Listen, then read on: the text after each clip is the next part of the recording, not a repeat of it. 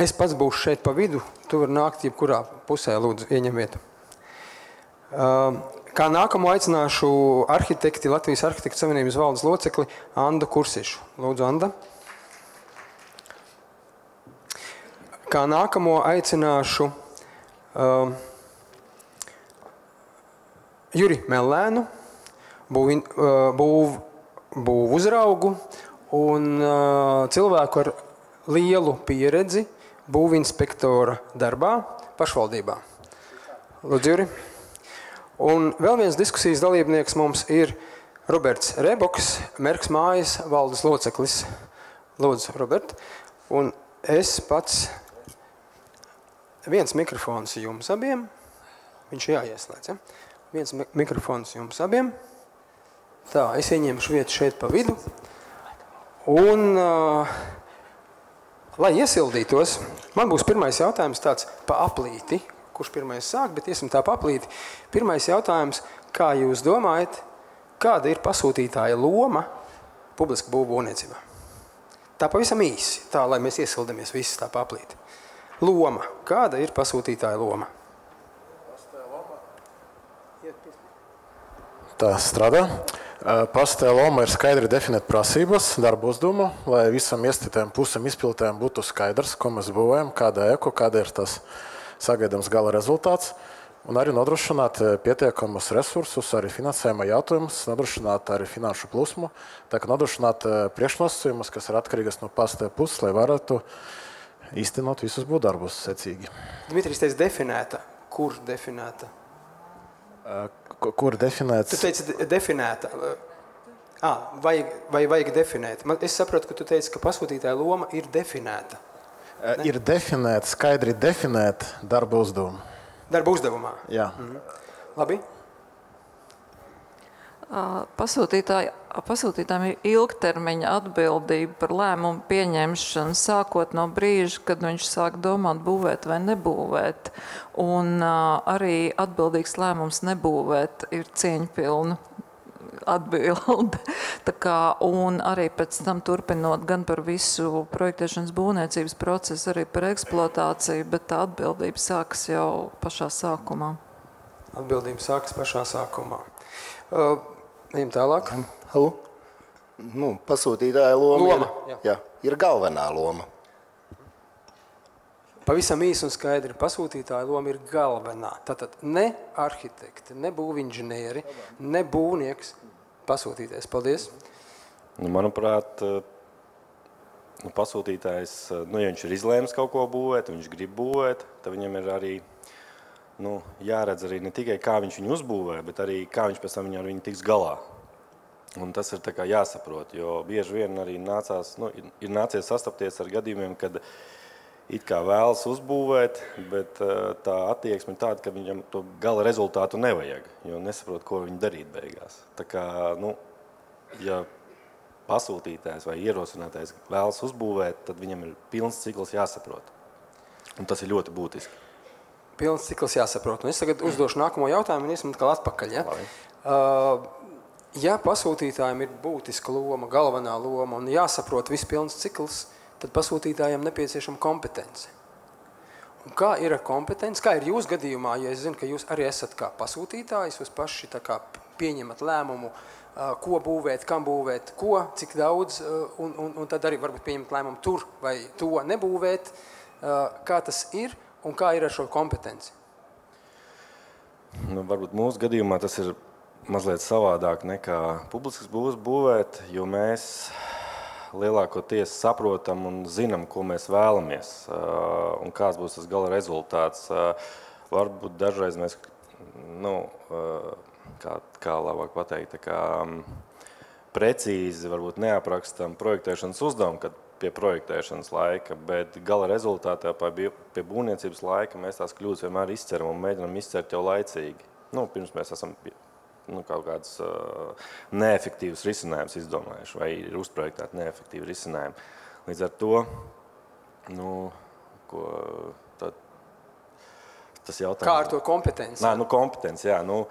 Kompetence ir labi, kad viņa ir, jo kompetentāks pasūtītājs, jo precīzāk, viņš arī precīzāk saprot, ko viņš gala rezultātā vēlas saņemt un ko ar to darīt.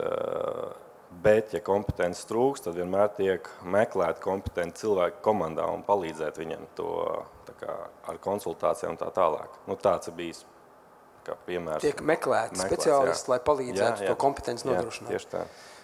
Juri, paturpinot par pasūtītāju, tavā pieredzē ar pasūtītāju kompetenci. Šoreiz vienu vārdu būs pa maz.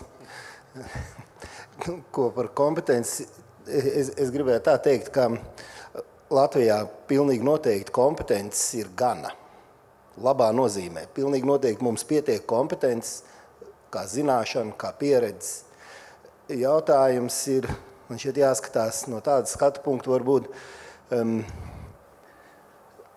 vai pasūtītājam būvprojekts ir un klasisks administratīvs šķērslis, kas ir jāpārvar, runājot žurnālistu valodā, vai arī pasūtītājs izprot, ka būvprojekts ir tas pirmdokuments un visvērtīgākais dokuments, kas tam ir vajadzīgs, jo man patīk izprast šīs lietas tā. Es parasti saku savam pasūtītājam, ka pasūtītājs naudu taupa vai pelna tikmēr, kamēr nebūvē. Pēc tam, kad būvē, tad tikai tērē. Un jo tu kompetentāk strādāsi un jēgpilnāk strādāsi tieši projektēšanas stadijā, jo tu labāk rezultātu sasniegsi. Es esmu aprēķinājis, ka droši vien jūs arī, ja kaut ko vienreiz izdara nepareizi, tad to izjaukt un izdarīt pareizi maksā 4 reizes dārgāk vismaz nekā ar pirmo uzreiz izdarīt pareizi. Un tā ir tā cena, kam dēļ ir jēga izdarīt uzreiz ar pirmo un kam dēļ ir jēga maksāt profesionālim par būvprojektu izstrādi. Bet šeit ir jāsaka par to kompetenci, kā es pieminēju, kompetences ir pilnīgi noteikti pietiekami daudz.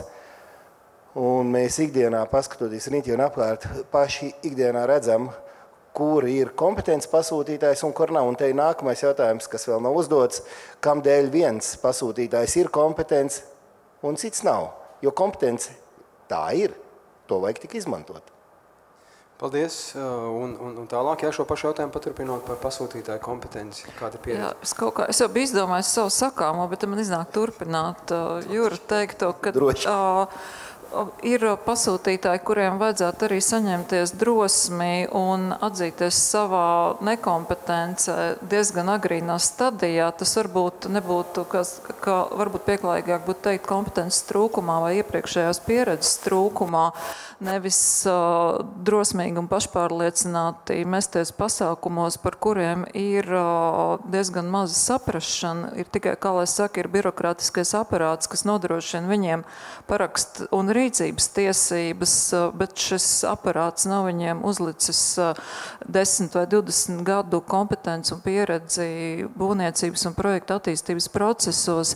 Un šai ziņā gribētos teikt, ka ir lieli un kompetenti attīstītāji un pasūtītāji, ir daudz mazi labticīgi, kuriem daļēji varbūt varētu palīdzēt kaut kādā centralizācija, bet arī pārmērīga lietu birokratizēšana noved pie tā, ka šo mazo pasūtītāju viņu būtiskās prasības var tikt pazaudētas šajā milzīgajā procesā. Un man liekas, ka tur ir tās divas lietas, kas ir jāsamēro, kas nedrīkst vienu otru apēst vai nomērot. Mēs varam atrisināt palīdzību šajā kompetencē, bet mēs nedrīkstam aizmirst vai ignorēt lietotāju un sabiedrības tiesības vai vajadzības katrā mazajā projektā. Paldies! Kā man šis patika, pasūtītāji, atzīstieties nekompetencē, un mēs jums palīdzēsim, jo nozarē kompetences pietiek. Lieliska atziņa. Dmitrij, tavs viedoklis. Jā, man vajag atzīsties, tagad, cik es saprotu. Es gribētu teikt, ka visu pušu kompetence ir svarīga un varbūt tā nedaudz cita virzienā šo sarunu tālāk veidojot. Mums ir gadījumi, kad pastāv kompetence izmanto ļaunprātīgi. Konkrēts piemērs, mēs saņemam projekta dokumentāciju, tā tiek verificēta, pārbaudīta, tiek atgriezta atpakaļ, un ko mēs dzirdam no projektētāja, mēs izlabojam jūsu kļūdas, kurus jūs pamanāt. Un tagad mēs saņemam atkārtoti, un tad mēs sadarām vēl kaut kādas kļūdas, tā kā labo kļūdas, kuras pastājas izvērtē. Un tas nozīmē, ka šo kvalitātes kontroli izmanto no pastāja puses, kā projektājs to neveic pats, bet izmanto šo pasūtītāju augstu kompetenci. Es varu minēt, ka, piemēram, valsts nekustamajos īpašumos ir iekšējā uzraudzības struktūra vienība, kas piedalās ne tikai būvdarbu laika, bet arī būvprojektu risinājumu izvērtēšana kompetence ir. Bet jautājums arī par visu pušu sadarbību. Bet runāt par kompetenci, gribatos runāt ļoti konkrēti. Būvniecības procesā katrai iesaistītai pusē, katram dalībniekam ir sava funkcija, sava loma. Kā izpaužas, kā mēs varam novērtēt pastāja kompetenci? Pirmkārt, tās izpaužas tehniskā specifikācijā. Kvalitatīva tehniskā specifikācija, kas nesatur pretrunas, jo ir, protams, daudz normatīvi, kas pasaka, kā mums vajag būvēt, bet ir konkrētā lietotāja prasības, kādu mēs gribam apdarīt, kādus mēs gribam risinājumus. Šo visu ir svarīgi precīzi strukturēti, aprakstīt noteikti darba uzdevumu. Tā izpaužas pastāja kompetence. Nākamais jautājums, par ko arī šodien bija runa, par iepirkuma procesu. Iepirkuma procesu var novadīt kompetenti, var izvirzīt šādus kritērijus, lai varētu kvalitatīvi izvērtēt labāko piedāvājumu. Varbūt tāda pavirša attieksme, ka mēs vērtējam tikai cenu. Iepirkuma process, iepirkuma nolikuma, iepirkuma komisija. Šādi arī izpaužas pastāja kompetence. Tā kā, jāorientējas tieši uz šādiem procesiem, par kuriem pastājas ir atbildīgs, arī tā kompetence jānodrošina. Paldies, Dmitrij. Es šeit nedaudz tagad atkāpīti. Sanāca tā, ka Dmitrijs pārstāv tā kā vairāk valsts iestādi un valsts nekustamie īpašumi, un mēs tā kā runājam par pasūtītāju vairāk tā kā par valsts, un sanāca, ka Dmitrij tagad pierāda savu kompetenci. Man liekas, un tas ir tikai man, es nezinu kā kolēģiem, ka valsts nekustamie īpašumi ir ārpusē no šīs tēmas, jo valsts nekustamie īpašumi iezīmēja tagad tieši otru grāvi, ja tā var teikt, otru grāvi, ka kompetenci izmanto un nepārāk forši izmanto, neforši izmantot, jāliek tāds teiciens. Es vienmēr esmu slavējis un rādījis uz valsts nekustamiem īpašumiem kā uz tādu ledlauzi, uz tādu ieviesēju pirmo, ka ja nebūtu valsts nekustamie īpašumi, kas ievieš ļoti daudz šīs vadlīnijas, kas jums ir izstrādātas, kuras var izmantot dažādas visneiedomājamākās valsts pasūtījumu vajadzībām, mēs būtu diezgan, teiksim tā, attīstības ziņā iepalikuši daudz, kur šobrīd jūs esat flagmanis, es jūs slavēju un nekautrējos to darīt, un tāpēc tas nebija varbūt Dmitri jāuztver tā personīgi, bet tieši varbūt par pārējām un valsts un pašvaldībām, kuras ir pasūtītāji, kuri ir būvniecības ierosinātāji, neskatoties uz valsts nekustamiem īpašumiem, bet uz citām struktūrām vai reģioniem, un vairāk tur, kur nav šīs kompetences, jo jūs esat viena organizācija, bet mums Latvija ir salīdzinoši, priekš mūsu mēroga liela ar daudzām valsts un pašvaldības iestādēm, kuras ir būvniecības ierosinātāji. Un tā vidējā temperatūra, manuprāt, saistībā ar kompetenci šeit ir kāda, Juri? Vai tur ir temperatūra? Juris ir skeptisks šajos jautājumos, viņš saka, ka temperatūras pat nav. Ja cilvēkam nav temperatūra, tad ir... Tad ir jā. Ja tas ir jautājums, tad man ir, protams, atbilde. Ja runājam... Sāksim ar pozitīvo. Pozitīvais tādā izpratnē, vai mums ir, kā saka, moderni ietvars, likuma regulējums, procedūras regulējums, lai realizētu veiksmīgu iepirkumu, vienalga vai tas ir privāts vai pašvaldība. Es gribu teikt, ka jā, ir, pie tam ļoti labi ir. Un tā bāze, kas mums juridiskā ir pilnīgi pietiekama. Un ir entie privātie projekti, kuri tiek realizēti, kurus mēs ikdienā redzam, un tur nav īstenībā neviena runa par to, ka būtu kaut kas procedūrās pa daudz grūti vai vēl kaut kā, ja kompetence strādā, nav vēda. Bet pieminot pašvaldības, un man ir bijis tāda pieredze strādāt pašvaldībā, bet nenozīmēs to, ka tas, ko es teikšu, attieksies konkrēti to, bet arī, jo kas ir pašvaldībā, ir jārealizē iepirkumi. Pašvaldībā ir iepirkuma komisija. Tur ir noteikti cilvēki, un ne tikai pašvaldībā, pašvaldības uzņēmumos, kapitāla sabiedrībās, da vienalga, kur tā struktūra ir tāda, kur ir kaut kāda, no kaut kādiem darbiniekiem sataisīt kaut kādu komisiju, un viņi iepērk vienlaicīgi bērniem brīvpusdienas, kancelējas piedarumus, automašīnas, tā lai neieliktu mēru cietumā, un vēl viņiem ir jāiepērk jaunbūves, rekonstrukcijas, ceļu un vēl kaut kas. Un visu to realizē viens un tās pašas fiziskās personas, kurām par konkrētajiem procesiem, ko tās iepērk, nav nemazākā priekšstata, un šie cilvēki pie tā nav vainīgi. Drīzāk viņi pat ir nelaimīgi, ka viņiem ir šāds pienākums, bet jāstrādā ir, jo darbdevējam nevar uzteikt nē. Un tad tas, kas šeit notiek, tad laba pieredze ir tāda, ja attiecīgajā institūcijā, pašvaldībā, uzņēmumā ir kāds nedaudz apmācīts vai patiešām labi apmācīts speciālists, kurš tad palīdz šo darbu uzdevumu saražot. Lielākajā daļā ieiet eisā, šodien kopiju paste, pārrakstiet virsrakstu un tā iepirkuma specifikācija ir gatava. Tā arī dara, es domāju, 9 gadījumos no 10 caurmērā. Un tur, kur ir tie sliktie rezultāti, es domāju, ka tur tieši viss tādā veidā arī sākas. Ko darīt šajā situācijā? Un šeit es droši vien kļūšu varbūt mazāk populārs, un es teikšu tā, bet varbūt, kad mums vajag ieviest kaut kādu regulējumu, kaut vai pamatojoties tikai uz to, ka būvniecība ir reglamentēta sfēra, to lieku reizi atgādināt.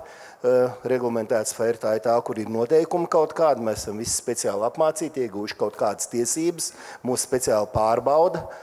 Mēs neesam mazāk bīstami kā tie, kas bumbas met, vai tagad tas modē, vai kādam sirdi grieža nazi, jo mēs zinām inženieru kļūdas cenu, būvniecības likuma rakstīt ar asinīm, tas visiem ir zināms. Tad varbūt arī ieviesīsim to, kas ir, pieņemsim, Vācijā, kas bija Baltkrievijā, tās lietas, ko es tiešām zinu, kur no pasūtītāja puses darbu uzdevumu arī raksta certificēta persona. Mūsu izpratnē tas ir nevar būt darbu uzdevums da vienalga no kā, kur nav parakstījies speciāli apmācīts. Vai nu tas būtu arhitekts vai būvprojektu vadītājs, bet pilnīgi noteikti certificēta persona. Mēs ar Raimondu bijām, vēl kāds varbūt mēs bijām 10 gadu atpakaļ Kodbusā Vācijā. 2 nedēļas mācījāmies, un mums vācieši teica skaidri un gaiši, jā, mums arī ir bieži vien Berlīnē lekcijas mums lasīja 5 veidu iepirkumu, un populārākā ir lētākā cena, bet pie viena noteikuma, ka valsts un pašvaldības pasūtījumā, ja mēs būvējam universitāti, tiek radīta speciāla projektu vadības grupa uz konkrētu objektu realizāciju, kurā noteikti ir inženieris, arhitekts un jurists, lietvedis un vēl kaut kas, un viņiem ir kompetence iedot tiesības lemt par to miljonu iztērēšanu, nevis tā kā palaist to brīvā tirgu. Varbūt, ka tā virzienā jāiet ir. Es nezinu, vai to kāds grib dzirdēt. Nākamā laba atziņa par šo te komandu, certificētu speciālistu komandu pasūtītāju pusē. Bet Vismaz vienu certificētu speciālistu. Vismaz vienu, tas būs tā aiz matiem pievilkts. Bet, jā, labi. Bet es mēģināšu to formātu ieturēt un atkal iet atpakaļ no Dmitrija. Un, Dmitrija, es veicu šo labojumu savā pusē, un mēs tagad nedaudz pieskarāmies kompetencei, tagad nedaudz atbildībai. Es saprotu, ka kompetence ar atbildību iet roku rokā, bet es nedaudz tā speciāli sadalīju šīs lietas. Un par atbildību valsts nekustamie īpašumi, lēmumu pieņemšana. Jūs arī darbojaties ar valsts kapitāla sabiedrībām, ar iepirkumiem valstī, ministrijām, kompetence un atbildība. Atbildība lēmumu pieņemšanā pasūtītāja pusē. Kāds ir viedoklis?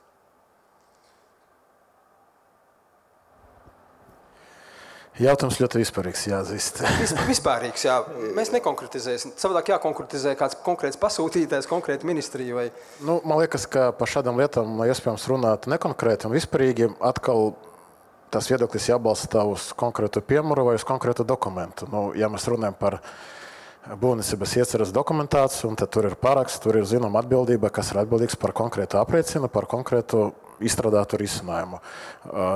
Jārunās konkrētiem piemēriem. Ja mēs runājam, piemēram, atkal, ka pasūtējs sāk darboties, gatavot darbu uzdevumu, gatavot projektēšanas uzdevumu, kas ir arī minēts normatīva regulējuma, ka tādam ir jābūt.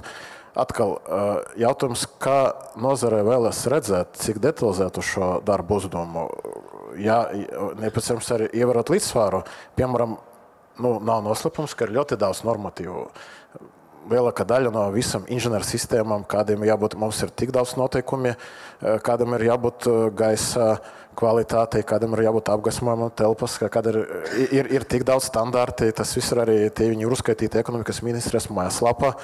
Vai ir nepieciešams pasūtītājiem uzskaitīt visus šos standartus? Vai pastas ir atbildīgs, ja viņš nav pieminējis kādu standartu, kas jau tāpat arī viņi ir veidoti ar tādu domu, ka ja pastas par to ir aizmirsis, tas tāpats ir jāievēro, un tas ir saistošs, piemēram, konkrētiem projektētājiem. Tāpēc šeit jāskatās uz konkrēta darba rezultātu, tad nav jārunā vispārīgi, bet atbildība izpaužas konkrētajās darbībās, konkrētajos dokumentus. Tikai tā mēs varam arī runāt. Es vairāk biju domājis tieši Dimitrija pieredze šajos jautājumos, un atkal par temperatūru runājot vidējo, ir atbildīgi pasūtītāji, ir varbūt mazāk atbildīgi un trāpās par kādām bezatbildīgam, kurš ir ļoti jāapmāc un jāskaidro, ko viņš nesaprot. Par to vidējo temperatūru tavā ikdienas darbībā, cik tu sastopies ar šīm te pasūtītāju, ja tā var sagrupēt, un kā tu vērtē to vidējo temperatūru, ir labi, ir ko uzlabot šādā griezumā? Es, protams, nevaru par visiem pasūtējiem runāt, bet mans novērojums, ka ir tāds faktors, ir ārēji apstākļi, kas ietekmē pasūtēju darbību. Tā ir situācija Eiropas Savienības fondu apguve, nav noslēpums, ka ir tā, ka parādās finansējums, tas ir nepieciešams apgūt gada laikā, un attiecīgi pasūtītāji visa valsts ir viņam ir nepieciešams ātri izsludināt iepirkumu, ātri dabūt, ātri izlietot šo finansējumu, citādi tas pazudīs, un tas var novest arī pie gadījumiem, kad iespējams tie iepirkumi nav tik kvalitatīvi pavirši, un kā ir pateikts, ka tiek mainīts tikai virsraksts un kaut kāda veca tehniska specifikācija, mainīts objekta nosaukums un tas aiziet. Šādi gadījumi, protams, var būt, ir tie arī faktori, kas tu ietekmē. Tur ir tie riski, vai vispār zaudēt finansējumu, vai ātri mēģināt pasūtīt kādu būvniecības pakalpojumu. Ideāli tas bija tas, ko es tieši gribēju dzirdēt no Dmitrija, kur izcelts cēlonis ātri, un ātri savukārt sākās no tā, kad ir kaut kāda termiņi, ir kaut kas palaists garām, un tagad vajag ātri, bet būvniecībā ir procesi, kuri prasa savu konkrēto laiku un nevar ātrāk, kā tie procesi prasa to laiku. Anda, par šo pašu novērojumu, temperatūru, atbildība. Es nevarētu teikt, ka mēs būtu redzējuši tādu pasūtītāju, kuram klaj uz pieres rakstīts, ka viņi ir bezatbildīgi, viņi ir ārkārtīgi atbildīgi likuma priekšā par izlietojamo budžetu un birokrātiju un pārējo, bet tā sapratne par to, ka speciālists vai vismaz certificēts speciālists komandā būtu vajadzīgs, tā nāk ļoti lēnām un ar milzīgām grūtībām. Jo, kā saka, tur šī atbildība vēl nav iestājusies, ka ir jāiesaista komandā atbildīgi speciālisti ar attiecīgu izglītību un pieredzi. Un to mēs redzam no specifikācijām. Ir nesenā laika komiskākais gadījums bija par to, ka mēs, diemžēl, kā sabiedriska organizācija šobrīd izlietojam valsts finansējumu nevalstiskā fonda, lai konsultētu pasūtītājus tur, kur viņiem šīs kompetences pietrūkst. Mēs lāpāmies, un tas piemērs ir apmēram tāds, ka mēs palīdzam sagatavot tehnisko specifikāciju, bērnu dārzam 2 stāvi, mēs sakam, jums liftu vajadzēs. Tagad visur vajag, jo īpaši pirmsskolas izglītības iestādē vidas pieejamības prasības. Viņi saka, bet mēs te apjautājāmies bērnu dārzam, kas te mums ir par rajonu, viņi teica, ka nevienā nav, ka nevajagot. Attieksmi, jā. Var sakot, mēs pat labticīgi cilvēki, viņus negribētos kaut kā nosaukt par sliktiem cilvēkiem, bet man liekas, ka tur ir tā kaut kādā veidā gan pašvaldības pāraudzība trūkst, jo tas tomēr viss ir pašvaldības iestādes, kaut kāda kopēja kompetences celšana. Tās situācijas, viņas ir anekdotiskas un traģiskas jau šajā sākuma stadijā, un tad, kad viņas nonāk ar šo te uzstādījumu, viņas nonāk līdz tiem pārkopētajām tehniskajām specifikācijām, tad diez vai ir jāskaidro, kāds tur būs rezultāts. Jā. Ātrā piebildē es pašu sākumā minēju, ka pastāvs ir atbildīgs arī, lai nodrošinātu finansējumu projektu īstenošanu. Un es neattīstīju šo tēmu, bet ko es mēģināšu pateikt, ka tieši pastāvs ir atbildīgs par adekvātu projektu budžetu, jo, ja mēs būvējam kādu eku, ir virknē darbības, kuras varbūt nevēlas pastāvs, bet tas ir jāizteno atbilstoši normatīvu aktu prasībām. Un arī tas attiecas uz termiņiem. Tā kā jānosaka adekvāti termiņi, lai varētu gan būvniecība, gan projektēšana. Tā arī ir būtiska pasta atbildība. Juri, tava pieredze, ja tu jau gribēji šo paturpināt, labi, nepazaudē doma, man ir jautājums jau papildus. Man ir pieredze, jā. Tev ir pieredze. Un tā proti ir tāda, ka tad, kad es iepazinu valsts vai pašvaldības pasūtījumu no tās puses pēc kādiem gadiem, 5, kad es tur biju nostrādājis, tad pirmajos gados man mati, kuru jau tāpat nav, man stāvs cēlās. Un tad bija situācija, ka kāds no pašvaldības izsludinātiem projektēšanas iepirkumiem beidzās kāds 2 reizes bez rezultātu. Un tad nāca pie manis kāda augsts stāvoša pilsētas amatpersona, teica, Juri, tu nesen tikko no tās puses pie mums atnācis. Viņš saka, kur te ir vaina? Kāpēc mums nav? Es teicu, cienītais vai cienītā, šis jau, ko piedāvā mūsu iepirkuma komisija, ko ir sagatavojis jurists, jau tur tikai virsrakstā ir rakstīts līgums projektēšanai, bet tas ir patiesībā sakot spriedums projektēšanai. Un projektētājs šajā gadījumā neparakstīs līgumu, bet projektētājs paraksta spriedumu, jo jēgpilni izlasot šo dokumentu, viņš nav pat teorētiski izpildāms. Tas jau ir skaidrs. Un šeit ir tā lieta, ka pašvaldība vai valsts bieži vienu uzstāda absolūti. Un man ir grūti saprotams, tā nekompetence ir tik augsta, vai tā atbildība ir noņemt no sevis atbildību, uzlikt visus to realizētāju. Es pat teorētiski nevaru, nekad neatbildēšu par to, ko es esmu pasūtījis, bet es to visu uzlieku Andai, ja viņi parakstīs šo spriedumu līgumu. Un tāpēc arī jau nav kaut kas labi, un tas ir tas, kam dēļ es gribu teikt, ka nav šodien tāda regulējuma, nav ne vispār. Tagad vajag kaut ko pašvaldība iepirkt. Valsts nekustamā īpašuma, tu pareizi saki, ir izņēmums tam dēļ, ka jūs esat profesionāļi. Būvniecības profesionāļi. Pašvaldība nav būvniecības profesionāļi. Pašvaldība ir labticīga cilvēku kopa, kas sanākus, kuri šķiet, ka viņi paši kaut ko dara. Tad pieņem darbā tādu, kurš nekur citur nestrādā, bet piesakās pašvaldībā. Viņš nekad dzīvē neko nav uzbūvējis, iepircis vai vēl kaut ko izdarījis, un viņš tagad pēkšņi ir pasūtītājs. Un šo baiļu un juridiskā ietvara aizsargā tiek saražots diezgan bēdīgs pasūtījuma produkts. Un tad veidojās masveida projektētāji, kādi bija kādi gadi, 10-15 apakaļ, piemēri izstāstīšu. 15 gadu apakaļ modē bija visiem mājām logas likt. Lika Eiropas nauda, bērnu dārzi, skolas, 100,000 miljonu naudu siltinājām mājas. Un visur bija zemākais iepirkums. Un Jurim tas, kas man vajadzēja nopirkt 2 logus. Un es aizēju pie lodzenieka, kas jau sakrājis naudu, aizēju pasūtu, tai mājai aizēju. Šis man lodzinieks saka, Juri, viņš saka, man kādu tur 800 eiro. Šis saka, Juri, bet vajag jau tikai 300. Es saku, man nevajag man neko pa blatu, man vajag pa īstam. Viņš saka, tu ko, jocīgs? Cilvēkam tas maksā 300. Tur jau tajā valsts iepirkumā tek visiem ir 800. Tā jau ir tā zemākā cena. Tas ir absurds. Un tas jau, vai jūs domājat, ka šodien nenotiek tā? Es nekā nezinu. Gan jau, ka notiek, bet, Juri, es tev gribēju vēl vienu jautājumu. Es arī sastopos tagad pēdējos gados ar šiem jautājumiem, un tad, kad es ieraugu, ka valsts vai pašvaldībām ir iespēja tikt pie finansējuma, tad es ieraugu, ka fokus ir uz finansējumu. tikt pie viņa.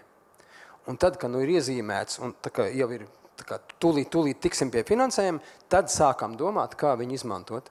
Un tad es redzu, ka fokus ir no sākuma tikt pie 100 naudiņām, un tad, ko mēs par 100 naudiņām varētu sev uzbūvēt.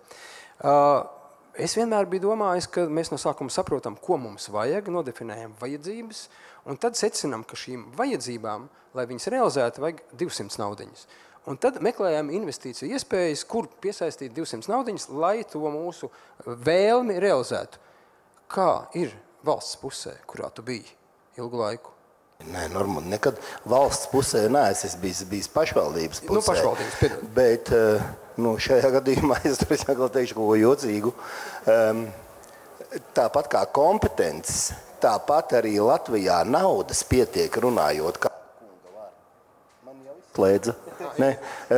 Naudas ir tik daudz kā nekad, un pat tiešām tās ir tik daudz kā nekad, jo es šodien pats strādāju pie projektiem, kur ir Eiropas struktūra fonda naudas, un kur tie naudas apsaimniekotāji ministrija pārstāvji baidās, ka viņus atlaidīs no darba, jo kāds miljards deg, kas nav apgūts kārtējo reizi, un ne jau tāpēc, ka būvnieki to nemācētu, tādēļ, ka vienkārši tam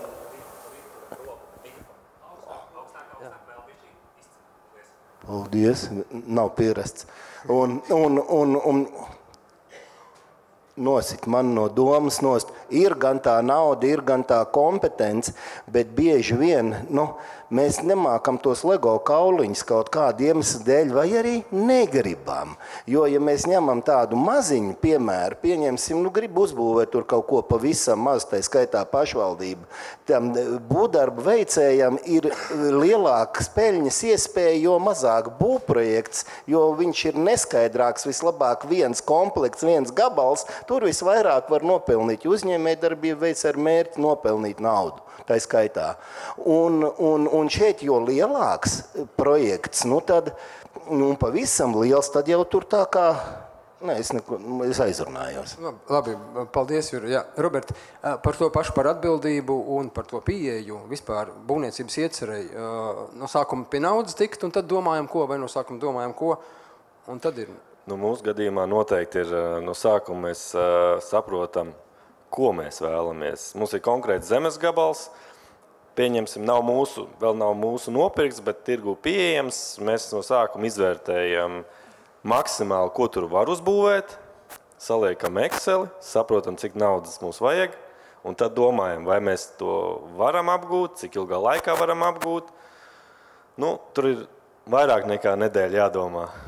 Tādiem, lai tā pateiktu, tā ātri un īsi. Tur ir vairāk kā nedēļu, un lai atkal nebūtu gadiem jādomā, atkal ir šī kompetence un atbildība. Man atgriezās tā doma sakarā ar mikrofonu, ko es gribēju teikt, ka patiesībā sakot jau īstenībā ir diezgan labi viss. Starbrīdīte pieminēja, es teicu, apskatījām, ka iepriekš reiz mēs šajā zālē bijām tajā dienā, kad pasludināja vispasaules Covid sērgu.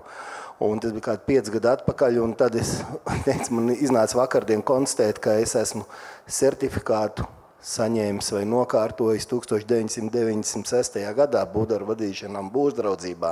Un te šodien braucot uz konferenci pie sevis tā domāju, tomēr tas ir kosmos, kā mēs esam auguši no 96. gada līdz šodienai.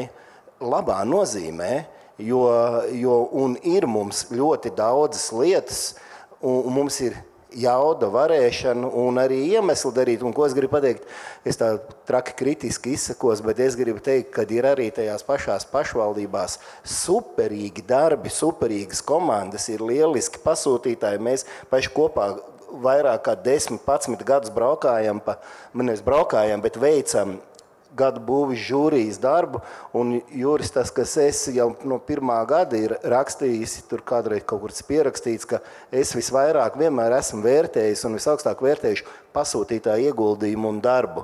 Un 100% esmu tieši proporcionalitāti novērojis tajā, jo pasūtītājs ir profesionāli, kompetentāk strādājis, jo tas rezultāts ir nepārprotami labāks, kas jau pēc noklusējuma pasaka, ir jāpiesaista profesionāļi, bet to dara prātīgi cilvēki labprātīgi, bet varbūt, ka tam vajag regulējumu.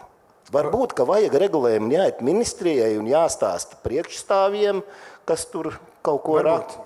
Varbūt, un tiešām papildinot Jūru, mēs jau daudzus gadus tiešām skatas gadu labākā būvu ietveros, kā žūrijas cilvēki braucam un redzam, un pašvaldībās tiešām mēs redzam daudz dažādus piemērus, un labie piemēri tur, kur pretī ir kompetence, atbildība, tur arī tiešām laba pat neatkarīgi no budžeta.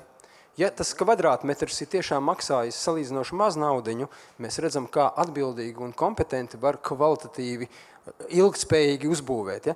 Bet domājot par pašvaldībām un vidējo temperatūru Latvijā, es meklēju kādu skatienu, kas atcerās varbūt labos senos laikus.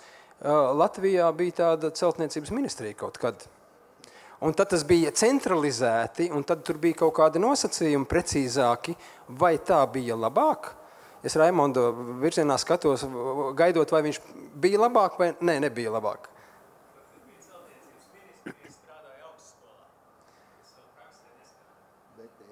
Jā, labi, bet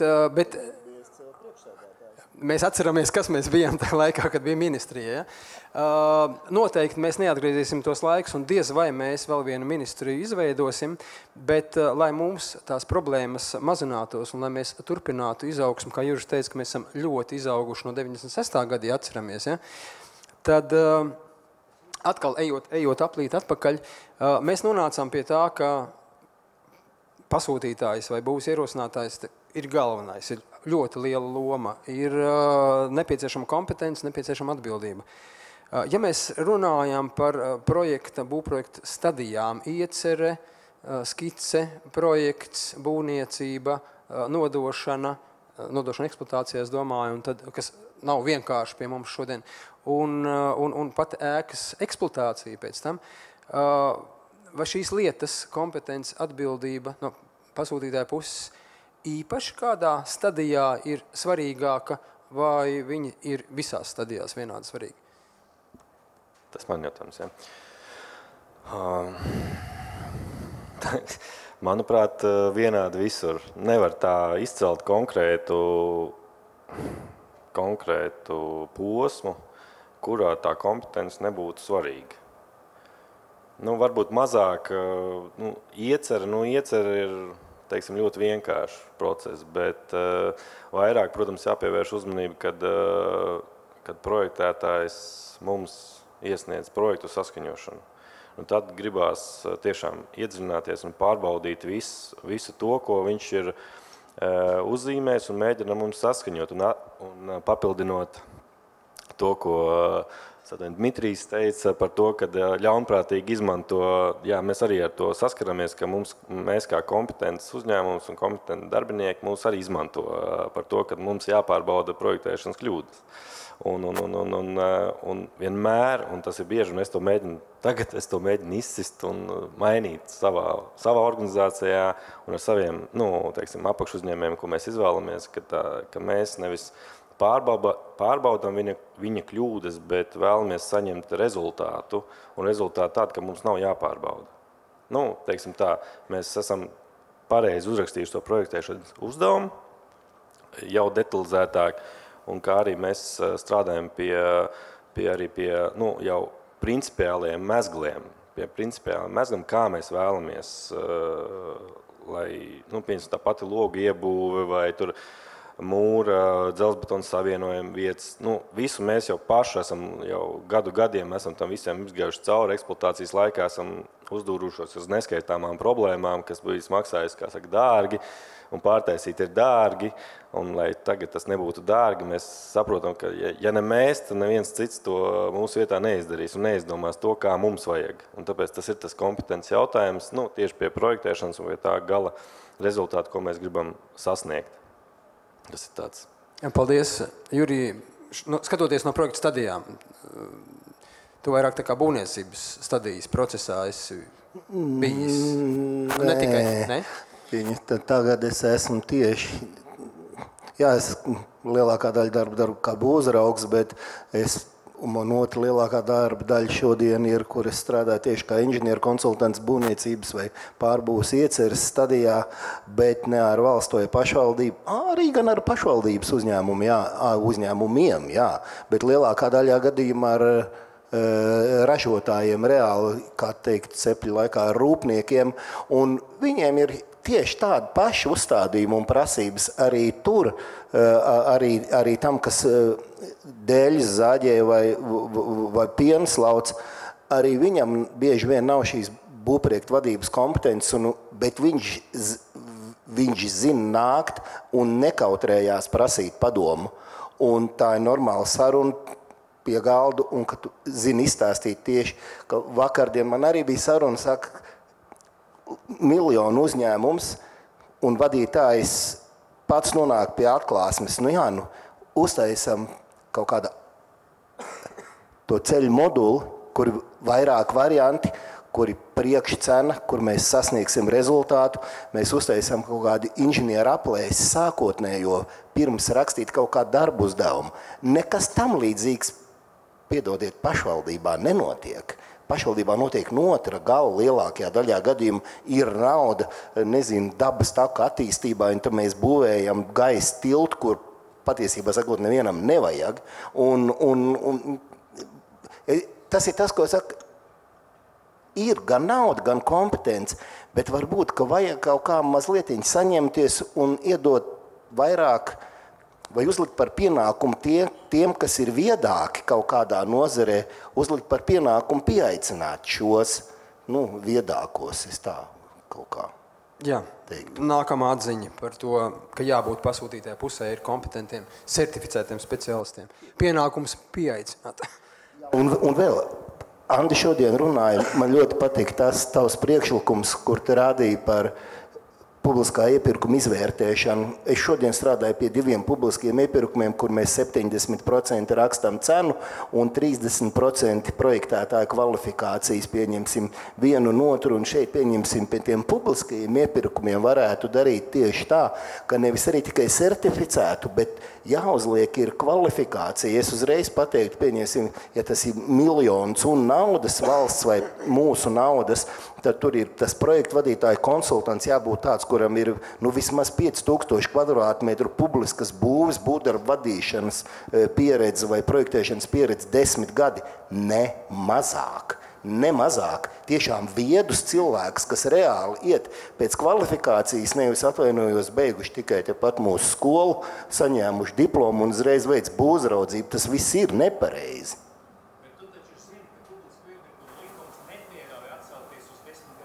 Mainām to likumu. Vēlna milti. Bet mēs par to arī runājam. Nākamā atziņa vai priekšlikums. Mainām, koriģējam, precizējam publiskā iepirkuma likumu un liekam šādu tēzi. Liekam kompetents ļaudis. Protams, pierādīt to ka būs...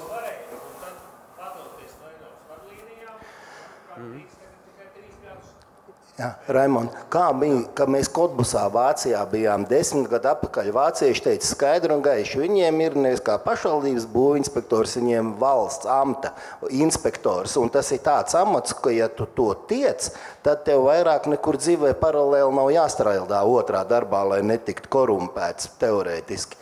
Un šie ir tie ļaudis, kas ir viedākie, viņi ir pie šī projekta sākuma un sataisa to ceļa karti. Pie Andas netiekam, Roberts grib piebilst.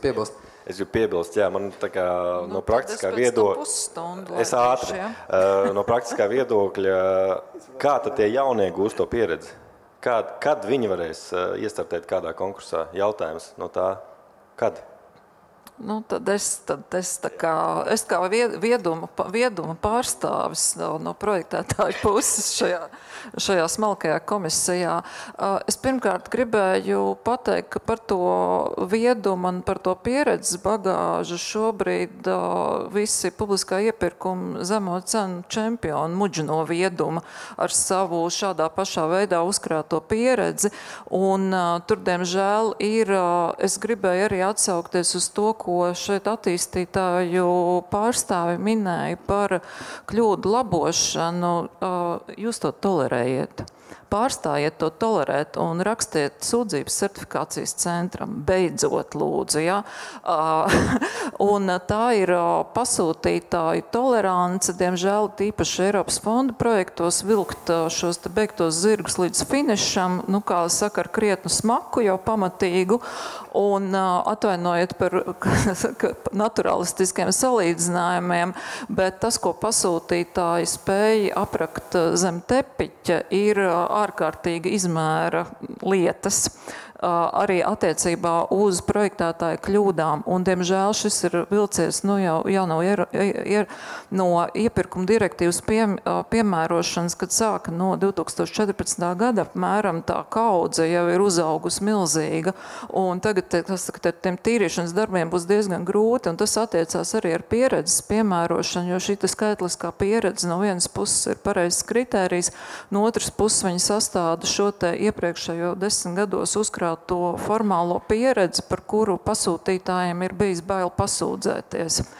Un tā ir šī pirmā lieta. Otrā lieta, ar ko šis jaukais aplis iesākās ar to, kura stadija ir svarīgāka, visas ir svarīgas, bet, manuprāt, vissvarīgākā ir pati sākuma stadija iecerē, kad pasūtītājs lemj būvēt vai nebūvēt, vai it īpaši kā publiskais pasūtītājs, kurš rīkojas ar publiskiem līdzekļiem, nevis ar savējiem, var lemt piemērot telpu funkcijas vai piemērot daudzfunkcionālu pielietošanu telpām pašvaldībā vai apvienot iestādes, kurām, piemēram, nepārklājas darba laiki ar vakar vai izklaides funkcijām un daudzām citām lietām. Un daudzkārt, diemžēl, dominē šī iespēja vienkārši saņemt finansējumu un kaut ko uzbūvēt par katru cenu. Un tad parādās šampāniešu vēlmes par kefīru cenu. Un pirmajā būves gadā jau iepriekš tiek iestrādāts budžeta deficīts, kurš pēc tam tiek šantažēts ārā no valsts budžeta, no citiem finansējuma avotiem. Un tādu piemēru ir bez sava gala. Un tāpat nākamā atbildības stadija turpinās ar projektēšanas uzdevumu, jo tad tas ir kvalitatīvi sastādīts, tad arī projektēšanas uzdevumā var ietvert to, kas šobrīd ir mūsdienīgi domāt par to, ka telpām var gluži tāpat kā uzņēmēja darbībā var mainīties biznesa vajadzības vai telpu pārplānošana. Šādas vajadzības arī var rasties gan izglītībā, gan citās publiskajās funkcijās. Un tā ir lieta, ko var izdarīt pieredzējis, atjautīgs un radošs projektētājs. Un tur var sakot ar cilvēku, kurš māk uzvilkt autokadā līniju no viena telpas stūra līdz otram, diez vai pietiks. Un tad viņš atnāks pie jums un teiks, bet jūs taču man teicāt uzzīmēt no turienes līdz turien, es uzzīmēju, kas jums nepatīk. Zinām, mēs to stāstus ļoti labi, un tāpēc mēs gribētu aicināt, protams, likt pie sirds pasūtītājiem, izvēlēties kompetentus sadarbības partnerus pašā sākuma stadijā, vai eksperts, vai inženieru konsultants, vai arhitekts, un pēc tam arī ļoti rūpīgi strādāt ar to kontingentu pareizo izvēli, jo šobrīd labticīgam un mazliet panaivam pasūtītājam ir jāpieliek patiesībā neiespējams pūles, lai iepirktu arhitektu, kurš pilda savus profesionālos pienākumus. Un mēs kā organizācijas pārstāvi, kur to dara, mums ir kauns klausīties par tām kļūdām, ko jūs labojat. Tā kā lūdzu nāciet un stāstiet. Es šo atbalstu, un es arī es pirms 5,5 gadiem nonācu vietā, kur es biju pasūtītāja pārstāvi. Es arī lauzu līgumu un riskēju ar tiesas darbiem, bet pateicu konkrēti. Jo es saprotu, ka tas bija zem cieņas kaut kāda līmeņa, vismaz manējā, ka man mēģina nopārdot šādu te papīru čupu ar nosaukumu tehniskais projekts. Un es izšķirstu, un es kaut ko no tā saprotu, un saprotu, ka nē, es nepirkšu par tādu naudu šo te dokumentu kaudzi, pēc kura uzbūvēt nav iespējams. Un ja mēģinās, tad es būšu tādās nepatikšanās. Tolerējam Arī es esmu uzrakstījis vismaz vienu iesniegumu Arhitektu savienības certifikācijas nodaļai, un vismaz viens ir zaudējis savu certifikātu manas dēļ, jo es uzrakstīju, bet es redzu, ka tas cilvēks neatbilst tām prasībām, ka viņš tautas valodā haltūrē, un mēs tādā veidā pazeminam to mūsu profesionalitāti. Tad cīnamies, veidojam to vidu, tā kā mana tāda novērojums un mans ieteikums. Bet noslēdzot šo apli par stadijām, kontekstā ar atbildību un kompetenci, Dmitrij. Jā, mēs diezgan tālu jau aizgājām no stadijām. Man liekas, es jau nedaudz pazaudēju sasaistījās starp tām stadijām, bet es varbūt varu nedaudz reflektēt par to, kas bija runāts līdz šim. Divus aspektus es varu tā izcelt. Pirmais par to iepirkuma procesu un par pieredzi, 10 gadu pieredzi un tā tālāk. Konkrētais piemērs, mēs vēlamies iznot projektus BIM vidē, un mēs saprotam, ka BIM ir joprojām salīdzinoši kaut kas jauns. Attiecīgi, kā mēs varam 10 gadu pieredzi BIM vidē? Ko mums dot atsauksmē projekts ir iznots BIM vidē, ja kā tas projekts ir unikāls? Konkrēti, ko mēs darām, mēs taisam mazu eksāmenu iepirkuma laikā, mēs prasam sagatavot parauga modeļus. Protams, tas neatrisina visus jautājumus, bet kaut kādu tas ir riska mazināšanas pasākums, kā mēs varam jau atlasīt tādus, teiksim, pretendentus, kuri ir gatavi kaut ko izdarīt vairāk. Mēs jau nedaram, šis eksāmenis nenotiek klātienē, ka visi atnāk un mēs pārbaudām pasas, un tā, ka tas tiešām tie paši speciālisti, bet tāpat mēs redzam, ka ir programmatūra, ka ir sapratne par prasībām, ka ir spēja tā minimāli šo materiālu piegādāt. Un arī tas ietekmē iepirkuma rezultātu. Tas ir viens. Tālāk runāt par iepirkumiem, te atkal vienmēr ir jāsaprot, ja mēs kādu kritēriju gribam likt kā saimnieciski izdevīga piedāvājuma kritēriju, jautājums, kāpēc mēs to neliekam kā pamata prasību. Tad mums tas nav vajadzīgs un tas būtu labi, bet tas nav obligāti.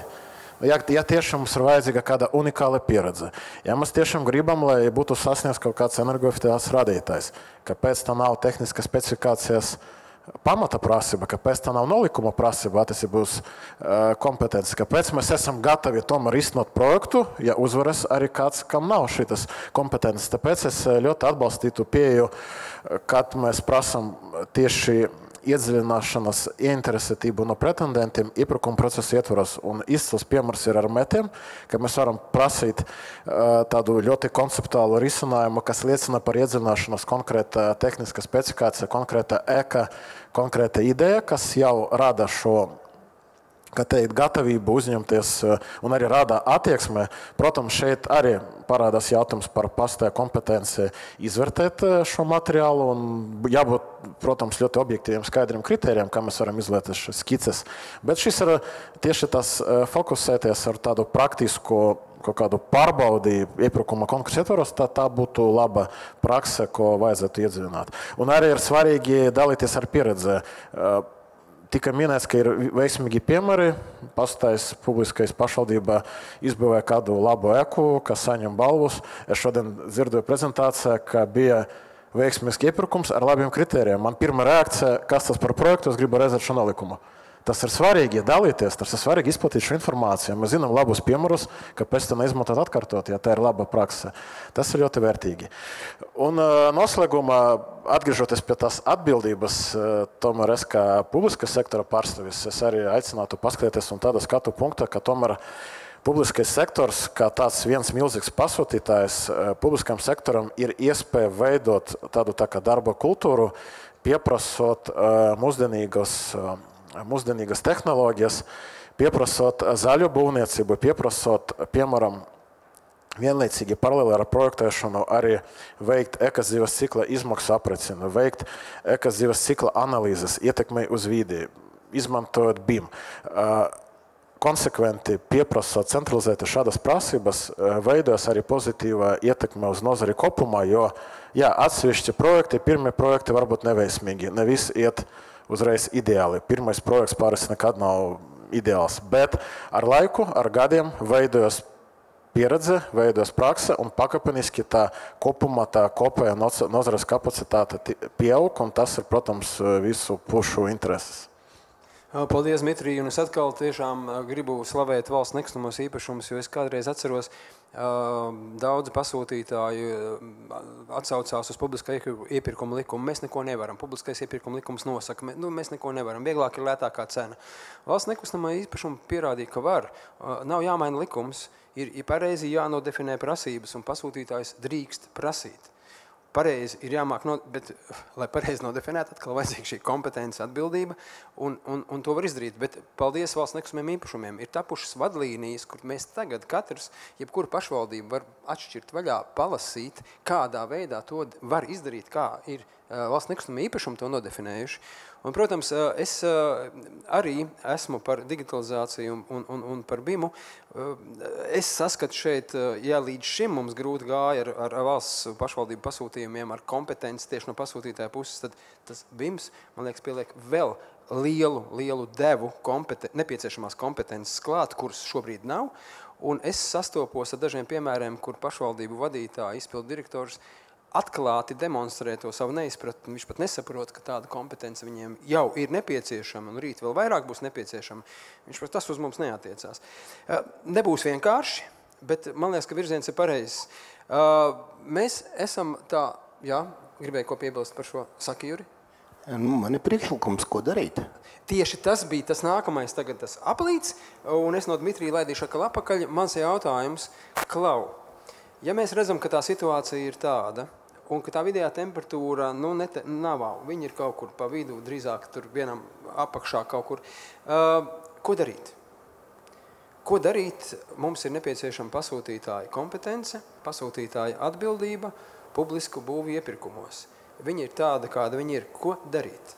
Ir labi piemēri. Mēs tiešām ar Juri esam redzējuši labus piemērus, un skati gadu labākā būve Latvijā ir tas formāts, kur mēs publiski par to runājam. Mēs stāstam, mēs esam izcēluši vienu otru pašvaldības speciālistu kā labāko pašvaldības saimnieku. Esam balvas iedevuši. Esam balvas iedevuši, esam runājuši par kur ir kompetence. Ja? Skatieties pārējās pašvaldības, taču neskatās. Kaut kā, viņi jau nemaz nezin, ka tāda ir. Ko darīt? Priekšlikumi. Daudz, ko mēs varam darīt. Tāds pirmā konkrēta lieta, kas nāk prātā, noteikti tie ir standartizācija, piemēram, kā arī tas BIM prasību standārts, kas vienkārši atvieglos dzīvi un ļaus arī dažādiem projektētājiem vienādi saprast darbu uzdevumu un neliks katram pasūtītājam no jauna izgudrot velosipēdu. Tas, protams, ir svarīgi. Šeit atkal gribu uzsvert, ka šis BIM standārts nenosēc pilnībā visu BIM tehnoloģiju. Tas ir tikai minimālas prasības, lai kaut ko sāktu, jo arī nav katram pastēm jāprasa maksimāla detalizācija un visi iespējami BIM nodevumi. Tālāk, protams, ir svarīgi arī likt augstas prasības, tā kā uzdrošināties pieprasīt tādus projektu risinājumus, kuri būtu ilgspējīgi, kuri būtu arī moderni, atbilstoši pēdējām tehnoloģijām. Tas ir svarīgi. Un to, ko es arī esmu novērojis praksi, tas varbūt tāds vairāk nianse, tāds aspekts, bet pasūtītājiem arī vajadzīgu strādāt pie iepirkuma dokumentācijas, līguma dokumentācijas kvalitātes. Nav normāli, ja tehniska specifikācija sastāv no 100 pielikumiem un kaut kāda būtiska prasība varbūt paslēpta kaut kāda pielikuma aiz pielikuma, ka tiešām tas var ļoti atvieglot procesu, ja izpildītājiem ir skaidrs, kas no viņa ir vajadzīgs. Tas ir tas, kas būtu jādara pasūtītājiem. Varbūt ir vairs vienmēr ierasināt laiku, veikt kaut kādu pašpārbaudi. Tad, kad darbs ir izdarīts, tad vēlreiz to paskatīt, pārlasīt, vai tiešām tas visiem būs saprotams. Tas pirmas idejas, kas nāk prātā. Man arī nāk prātā šis Dmitrija ierosinājums veikt tādu pašpārbaudi. Man, starp citu, no jūsu organizācijas arhitekti ierosināja, ka pirms vispār tiek izsludināts iepirkums, pirms tiek, taču var veikt diskusiju ar nozares pārstāvjiem, vai nozares pārstāvi saprot to, ko mēs esam šajā dokumentā vai plānotajā iepirkumā ielikuši, pirms izpēti, izdiskutēt ar būvniecības dalībniekiem, pārliecināties, ka tiešām iepirkums veidojās kvalitatīvs un nozare, kas varētu piedalīties iepirkumā, saprot pareizi mūsu definīcijas. Ja? Nu, tā jau virzienā. Jā, šī ir laba praksa, interesēta piegādātāju iepriekšējā apspriedē, satikšanas, jā, īpaši sarežģītiem projektiem, kur ir arī liels izējas informācijas apjoms un iespējams ir vērts to izskaidrot vienkāršiem vārdiem vai izskaidrot svarīgākos aspektus, kas veidoši darbu uzdevumu. Jā, tā ir laba praksa un, protams, to var darīt un tas, jā. Paldies. Anda, ko darīt? Es gribēju nelielu lirisku atkāpi. Arhitektu savienības darbs pie iepirkumiem sākās ar Dmitrijas sagatavoto prezentāciju pirms 3 gadiem. Es pats atcerējos. Atnāca uz Arhitektu savienību ar prezentāciju. Mums bija tur tāda plaša sapulce un prezentācija bija par to, cik šausmīgi projekti un cik viss ir slikti publiskajā iepirkumā. Un tas mums tajā brīdī iedeva tādu pamatīgu spērienu sākt ar šo jautājumu nodarboties padziļināti. Mēs 3 gados kaut kur esam tikuši, un es varu īsumā vispirms uzskaitīt tās lietas, kas ir procesā. Tātad mēs esam sapratuši, ka ir vajadzīga parauga, ir vajadzīgi dokumenti papildus tā likumdošanai. Mums ir diezgan daudz lietu, kas nav aprakstīts vai pastāstīts, kaut vai tādu dokumentu, kur lietošana ir brīvprātīga. Piemēram, pirmais bija šīs iepirkumu vadlīnijas. Mēs šobrīd esam gatavi taisīt viņām nākamā gada beigās publicēt atjaunot versiju, jo mēs jau esam sapratuši, kas tur ir jāmaina. Tā ir pirmā lieta. Nākamā mēs arī ne bez VNI atbalsta un ar citu profesionālu organizāciju būtiski atbalstu. Paldies Raimundam klātesošajiem. Esam uzsākuši standarta izstrādi būvprojektu saturam, par ko Anastasija šodien stāstīja. Tas būs milzīgs palīgs publiskajiem pasūtītājiem, lai noformulētu, ko tad, kādas kvalitātes dokumentācija viņiem ir jāsaņem, kam tur vispār ir jābūt iekšā.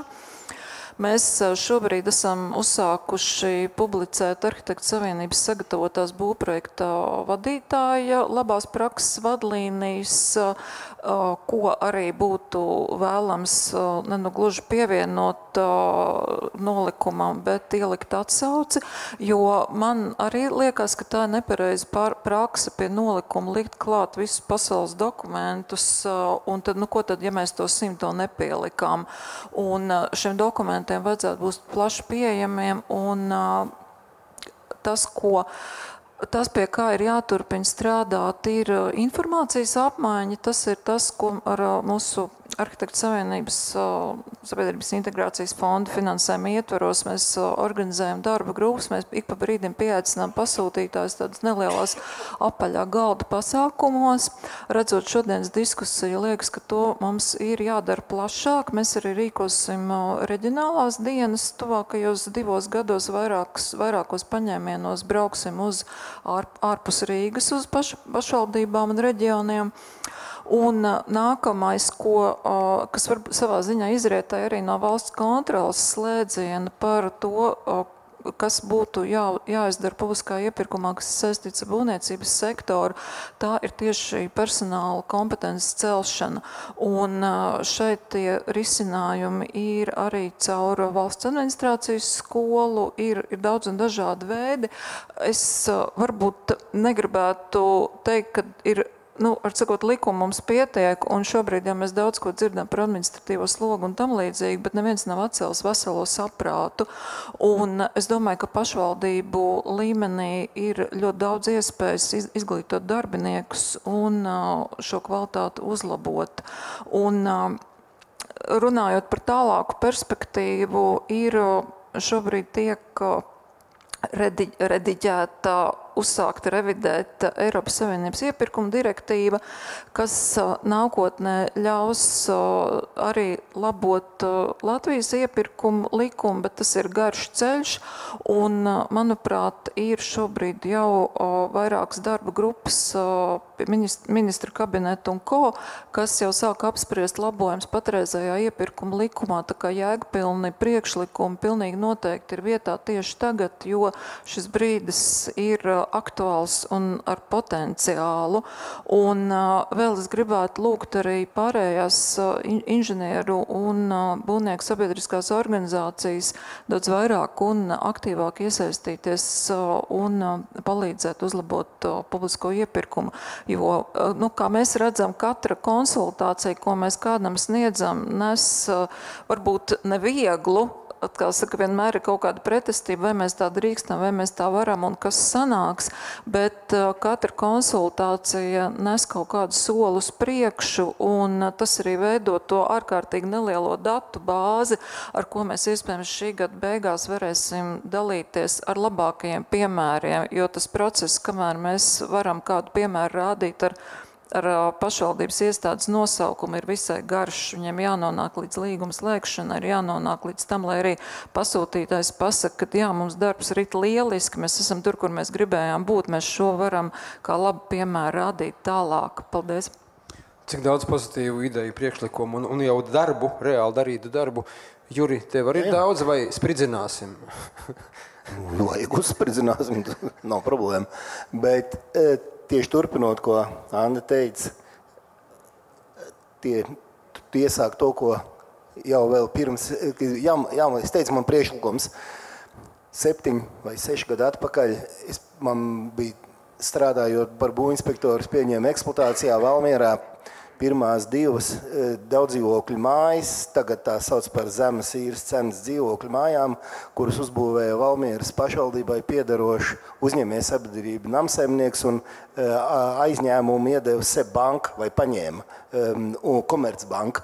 Un tad bija pilsētai daudz jācīnās publiskajā telpā ar viedokli par to, ka pašvaldība iejaucās privātajā tirgū, ka tas ir tirgus graušana, taram, un 6-7 gadi ir strādāts no pašvaldību puses, un mēs zinām, ka šodien Latvijā jau būvē daudz ar Altums ir SEB bankas vietā, ir Eiropas nauda.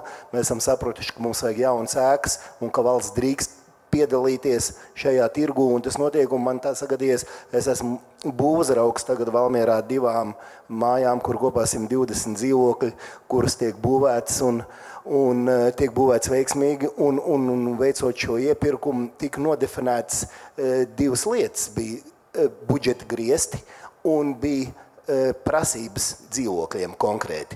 Un ko es gribu teikt? Ja jau mēs mākam vien namsaimnieku uzņēmumu ietvaros Valmierā nodefinēt un realizēt šādu iepirkumu, projektēt plus būvēt. Iznāca gan 2 reizes sludināti, bet dabājām projektēt plus būvēt, un mājas būs tūlīt vasarā gatavs, un būs iedzīvotāji iekšā, un būs vēl 2 mājas. Tad tas, ko es gribu teikt, ka varbūt vajag šo nevis tikai darīt vienu mazu uzņēmumu ietvaros, bet darīt visu valsts ietvarā. Un proti kādā izpratnē mums jāmeklē kaut kas jauns, mēs ejam savos iepirkumos te pa apli, nezinām vai kaut ko jaunu. Un es neredzu nevienu iemeslu, kam dēļ mēs nevarētu valstī nodefinēt, pieņemsim ēku, publiskā sektora ēku, jaunu ēku būvniecībā. Visvienkāršākie piemēri - bērndārs, skolas, slimnīcas un pansionāti. Nodefinēt kvadrātmetra vai kubikmetra projektēšanas izmaksas nevairāk kā, un būvniecības izmaksas nevairāk kā, konkrēti nodefinējot prasības. Mums tur būs tādas sienas, tāda kvalitāte, mums būs tāda energoefektivitāte, mums būs tādas būvniecības, tas ir ēkas eksploatācijas izmaksas 50 gadu garumā, un pretendenti, kas ir projektētāji un būvnieki, sacenšās iepirkumā, mēģinot iedot pēc iespējas kvalitatīvāku vai zemāku cenu no maksimāli noteiktās. Un tas ir tas kritērijs, pēc kā strādā. Es neesmu dzirdējis, ka Latvijā šāda pieredze būtu, bet atkal pieminēšu, Vācijā tā dara. Un šie noteikumi ir Vācijā ministra kabineta līmeņa noteikumi. Viņi pasaka, šodien kvadrātmetru izmaksas skolai nebūs vairāk kā 1150 eiro par kvadrātmetru, un tur būs derīgs linolejs un betona siena. Un uz priekšu, principā, bet tā ir pilnīgi jauna pasaule, bet industrija varētu nākt ar šo, ar priekšlikumu, un naudas mums godu vārds pietiek. Drīkst valsts pasūtīt industrijai profesionāļiem šādu nolikumu vai šādu domāšanu, meklējam kaut ko jaunu. Paldies par interesantu priekšlikumu piedāvājumu, kas, protams, atkal prasa kompetenci. Ja, Robert? Tur jābūt bet pie nosacījuma, ka materiāla cenas ir tajā līmenī. Tas ir ļoti būtiski. Jā, tieši tā, jo tur tas būtu vienkāršāk, bet jā, pie nosacījuma, ja tur tādas cenas, jo, kā zinām, pēdējo dažu gadu laikā cenas ir ļoti gan uz augšu, gan uz leju nokrituši, tāpēc tas tāds. Bet ideja laba. Bet par to, ko darīt, Roberta? Ko darīt, tur skaidrs, ko darīt. Viss sāks ar vārdu uzvārdu un certifikātu numuru došanu, vismaz vienam cilvēkam, kas tajā grupā strādā. Kas reāli māk runāt inženieru valodā un saprot, kas jādara ir. Ja tu runā cilvēku, kurš nesaprot inženieru valodu vai elementārs cipars skaitus vai, nezinu, to rasējumu izlasīt rasējumu, tad par ko mēs runājam? Tad tur nav veselīga diskusija un otra puse mēģina pierādīt, ka tu esi muļķis. Tu neko nesaproti. Ja? Tā tas ir. Tāpēc ir vajadzīgs, es nezinu, vai to var ar likumu pašvaldībām noteikt vai ar kaut kādiem kabinetu noteikumiem. Vienalga kā, kad jābūt komandā, ir cilvēkam, vismaz vēlams ar certifikātu, būvniecībā vai arhitektūrā, projektēšanā, kas saprot drēbi. Un ar pilnvarām pieņemt lēmumu. Jā. Vismaz, viens jau tur nepieņem. Tur jau ir tā kā es to saucu, kolektīvā bezatbildība. Ja? Kad visi tur pieņem kaut ko paraksta, bet kurš ir galā, kurš ir viens, tur nav neviens. Un tad, kad juristi sāk mēģināt iedziļināties inženiera lēmumos, tad ir sarežģīti. Tad ir ļoti sarežģīti, jā. Kolēģi, liels paldies par šo, manuprāt, interesanto diskusiju. Mēs arī esam ļoti skaisti iekļāvušies laikā. Un es pat biju pārsteigts par tik daudziem priekšlikumiem, ko mēs jau daram tajā virzienā un ko vēl vajadzētu un varam darīt. Es no savas puses gribu teikt, arī Skate gada labākā būve ir formāts, kur mēs mēģinām to labāko izcelt, mēs mēģinām šīs problēmas kaut kā parādīt, īsti tieši arī tiem atbildīgiem cilvēkiem parādīt, ka tas tā nestrādā un strādā labi šādi. Tur tas ir labi izdevies, tur ir labi izdevies, un paskatieties, kādas mums pašvaldībās labi forši saimnieki, kuri ir norealizējuši tādus un tādus projektus par salīdzinoši saprātīgām naudām, un kādi forši rezultāti, un kā sakārtojās vide, telpiskā, ārējā vide, un kā mājas, ēkas, būves sakārtojās, ir ļoti daudz labi piemēri. Te pašā laikā ir tāda, kur vēl, vai ne? Ir kur labo, jā. Gribu teikt visiem šodien paldies, kas šeit piedalījās. Gribu teikt visiem klātesošajiem paldies par izturību. Bija pilna gara diena. Mēs ļoti centīsimies visas šīs atziņas, priekšlikumus apkopot un nodot visiem, kam tas interesē, valsts un pašvaldību iestādēm, ministrijai atbildīgajai, būvniecības padomi informēt par šo, arī man tāda iespēja ir. Un lai arī no šīs dienas konferences un diskusijas ir kaut kāda pievienotā vērtība un tās personas, kas pieņem šodien atbildīgas lēmumus par būvniecības politiku nākotnē, ņem to visu šodien izrunāto vērā. Paldies visiem, un gada labākā būve Latvijā turpinās. Mēs vērsim vaļā nākamo posmu tagad līdz jūnijam, kad mēs brauksim un vērtēsim atkal, Juri, brauksim taču, ne? Brauksim un aicinām iesaistīties, piedalīties, vērtēsim 24. gada veikumu, nodotās būves eksploatācijā. Rādīsim, stāstīsim sabiedrībai par pagājušā gada veikumu, tas noteikti jau būs apbalvošanas ceremonijā, un nākamajā gadā atkal konference, kā būvēt labāk, kā labāk nebūvēt. Paldies un uz tikšanos!